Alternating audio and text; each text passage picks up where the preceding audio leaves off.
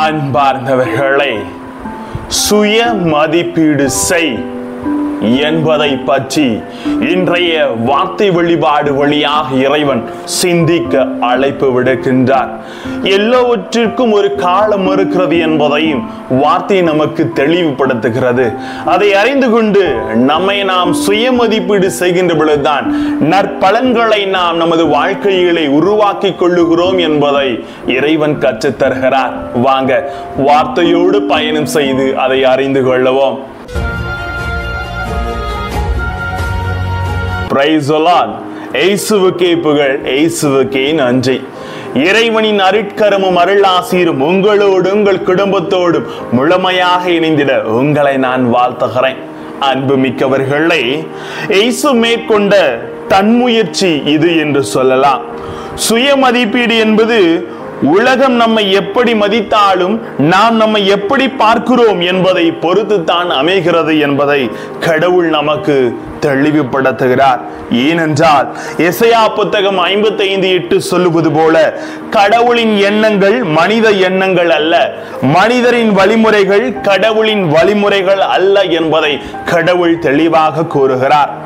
தன் மீது உயர் மதிப்பு உடையவர்களால் எதை செய்தாலும் ஏனோ தானோவென்று செய்ய இயலாது.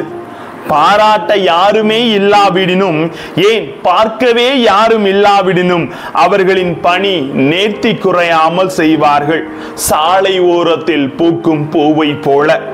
இயேசு கிறிஸ்து இன்றைய நற்செய்தியில் தன்னை மக்களும் சீடர்களும் எப்படி பார்க்கிறார்கள் என்று ஒரு சுய மதிப்பீடு செய்கிறார்.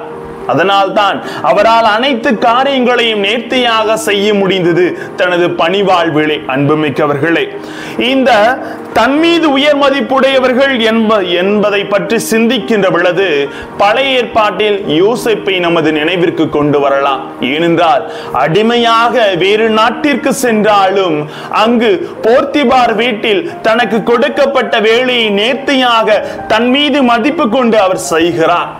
காரணம், தன்னை அவர் தவறுக்கு அழைக்கின்ற பொழுது கூட கடவுள் என்னை பார்க்கிறார் என்று சுய மதிப்பீடோடு கடவுள் கொடுத்த வேலையை செய்வதை நாம் பார்க்கிறோம். அன்பார்ந்தவர்களே, எனவே இன்பம் துன்பமும் இணைந்தது தான் வாழ்க்கை என்பதை உணர்த்துகிற அருமையான பகுதி வாழ்க்கையில் ஒவ்வொன்றிற்கும் ஒரு காலம் இருக்கிறது என்பதை உணர்த்துகிறது. அதை யாரும் தடுக்க முடியாது, அதிலிருந்து தப்புவிக்க முடியாது. அனைவரும் அதனை கடந்து தான் செல்ல வேண்டும். அன்பார்ந்தவர்களே, ஆக வாழ்க்கையை அதன் யதார்த்தமான போக்கிலே வாழ்கிற பொழுது நிச்சயம் நாம் கவலைப்பட மாட்டோம். இன்றைக்கு மக்கள் வாழ்க்கையில் எப்போதும் இன்பமாக இருக்க வேண்டும் என்று நினைக்கிறார்கள். அது தவறல்ல.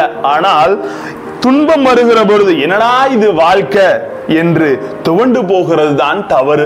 எனவே வாழ்க்கையிலே நம்மை சுய மதிப்பீடுக்கு எப்பொழுதுமே விட்டு கொடுக்க வேண்டும்.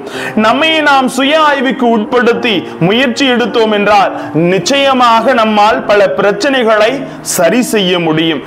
நம்மை பிறர் தவறாக புரிந்து கொள்வதற்கு, புரிந்து வைப்பதற்கு மற்றவர்கள் தான் காரணம் என்று மற்றவர்களை குற்றம் சொல்லாமல் நம்மை சரியான முறையில் அவர்களுக்கு வெளிப்படுத்தாமல் இருக்கிறோமே என்று எண்ணி பார்ப்பது நமக்கு வளர்ச்சியை தரும், பிரச்சனைகளையும் தவிர்க்க முடியும். அன்புமிக்கவர்களே, கிரேக்க அறிஞர் சாக்ரட்டிஸ் அழகாக சொல்லுகிறார், an unexamined life is not worth living. ஆய்வுக்கு உட்படுத்தாத வாழ்வு வாழ தகுதியற்றது. ஆகவே know thyself, உன்னை அறிந்து கொள் என்று வெளிப்படுத்தப்படுகிறது.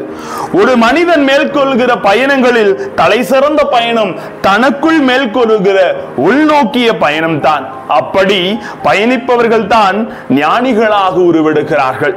நம் ஆண்டவர் இயேசு கிறிஸ்து தலை சிறந்த ஞானியாக தன்னை ஆய்வுக்கு உட்படுத்தி சுய மதிப்பீடு செய்து தான் துன்பங்கள் பல போகிறோம் என்பதை வெளிப்படுத்தி இறைவனின் செயலை அவர் தெளிவாக செய்து காட்டியது போல நாமும் நம்மை சுய மதிப்பீடுக்கு உட்படுத்துவோம், வாழ்வை நலமாக மாற்றுவோம். அன்புமிக்கவர்களே, எரேமியா 8:18 சொல்லுவது போல, இக்காலத்தில் நாம் படும் துன்பங்கள் எதிர்காலத்தில் நமக்கு வெளிப்பட போகிற மாட்சியோடு ஒப்பிட தகுதியற்றவை என்பதை கடவுள் வார்த்தை வழியாக உணர்த்துகிறார். இதை அறிந்து கொண்டு நமது வாழ்வை சுயமதிப்பீடுக்கு முழுமையாக உட்படுத்தி சுயமதிப்பீடு செய்வோம். ஆசீர்வாதம் நிச்சயம். இதை செய்தாலே குடும்பங்களில் சமாதானம் ஒரு நல்ல முறையிலே அனைவருக்கு கிடைக்கும். அன்பார்ந்தவர்களை ஜெபிப்போமா? அன்பு இறைவா, எங்கள் வாழ்க்கையும் எங்கள் செயல்களையும் சுயமதிப்பீடு செய்து ஒவ்வொரு நாளும் உமது அருள் பெற்றவர்களாக வாழ்ந்திட எங்களோடு தங்கும் ஆண்டவரே. Praise the Lord.